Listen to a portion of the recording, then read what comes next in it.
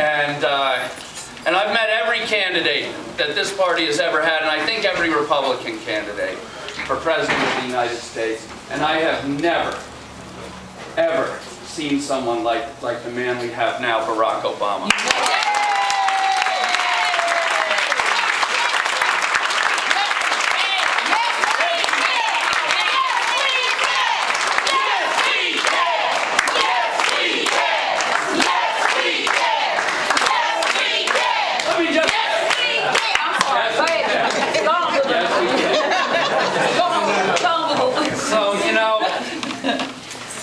We've been friends with the Clintons my whole life. Not my whole life, since we first met them, since when I was a young man. And they've been terrific to my family. And I have to tell you that when Senator Kennedy stood up for Barack Obama, it was probably the most difficult thing he had done in his career. Yeah. And every single one of his advisors, people that he'd known and trusted for 40 years in the Senate, told him, you can't do this. You can't stand against the wife of the president. Barack Obama has no chance of winning this election. He's behind 23 points in 21 states. This is already sewn up, and if you do this, you won't get a bill passed for 8 years. And Senator Kennedy said, if I can't do this, my career is worth nothing. All right now. This country is in a crisis. Yes, it is. Tell me we about need someone who can unite us. Yes. We need someone who can bring the country together. Yes. So now. And this is the man for the hour. Right. And you know, Disraeli said, the true measure of a man is to be ready when his time comes, and Barack Obama's time is here.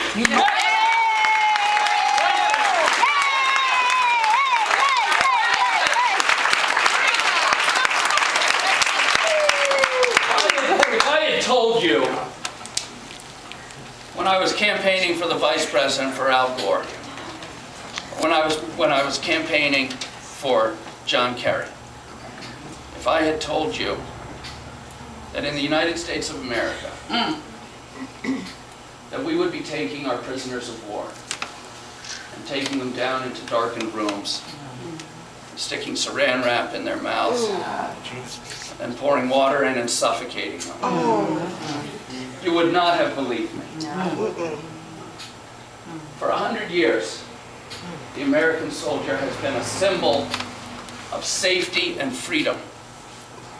If you saw American soldier, whatever country you were in, you knew you would be taken care of, you would be treated fairly, you were safe, you would be given safety and water, food if it were possible, shelter if it were possible, but above all, you knew you were safe. Yes, right.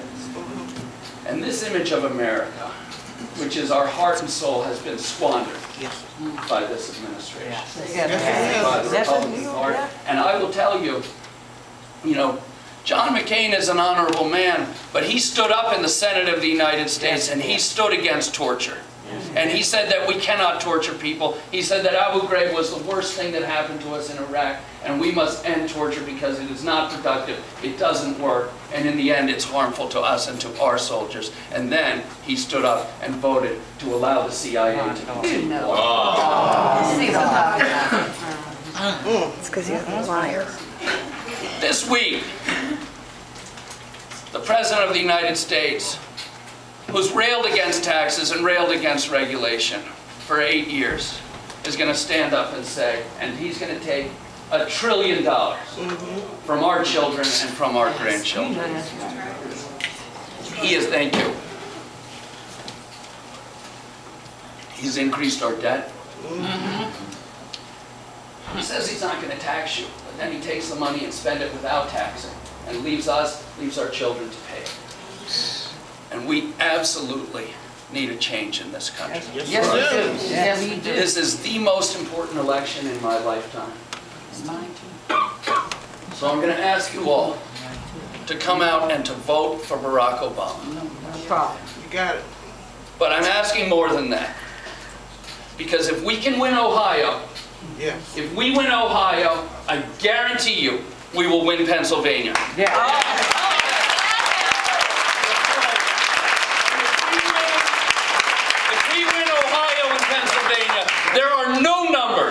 that they can come up with that let them win, and Barack Obama will be the next president.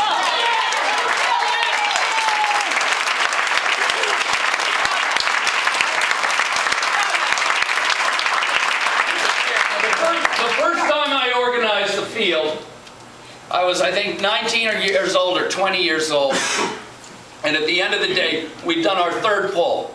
We had to do the polls manually back then, make 3 copies of every voter as they came in. We did the third poll at 6:30 p.m. We went over the numbers, and I saw there was a household with 9 registered Democrats in the same house. The 3 of the children lived with their mom and father and the grandparents, and 3 of them hadn't voted. And they were all ones.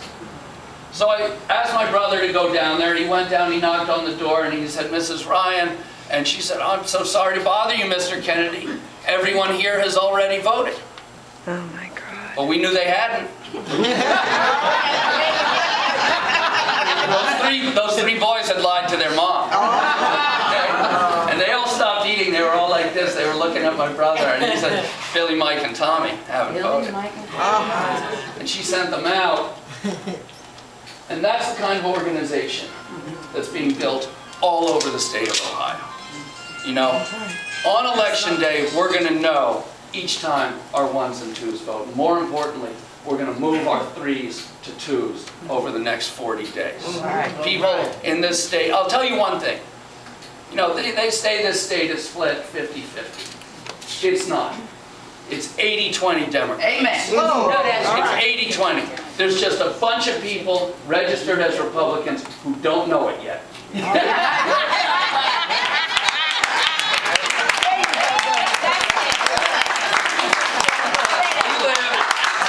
live in the best entertained and the worst informed country in the world. You know?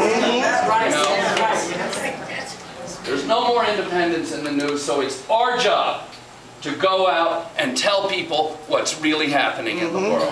And when you tell them, when they know, there is almost no way someone can vote for John McCain.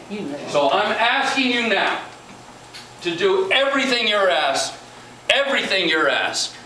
and organize this campaign so that Steubenville is the best organized city in this state. I want you to know every single one, every single 2. If we make 5 hits on the 3s, they will be with us. They will know what Barack Obama stands for and what we need in this world. If you do all of that, if you make sure that your neighbors vote, that your friends vote, you call each night, you come into the headquarters and you make those calls. We've got 2 headquarters, we've got telephones everywhere. If you get your children on the phone, your relatives on the phone, this election is absolutely vital. It is. And this election, all of us studied President Roosevelt's election when we were in high school. And there is no question that our children and our grandchildren are going to be studying what happened here and what happened all around this country when America changed. This fight is for the heart and soul of America, and it's going to define who we are as a nation for the next 40 years.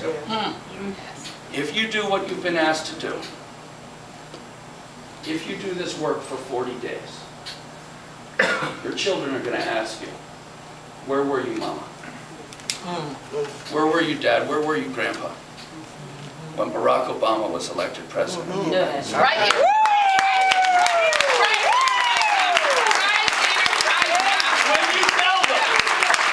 When you stand up and say, "I was there. I was in the Green Mill. There was cold coffee. There was some cold water too. But there was not much else. But there was a group of people who was dedicated and who cared and working together. We changed America, and we elected Barack Obama, President of the United States.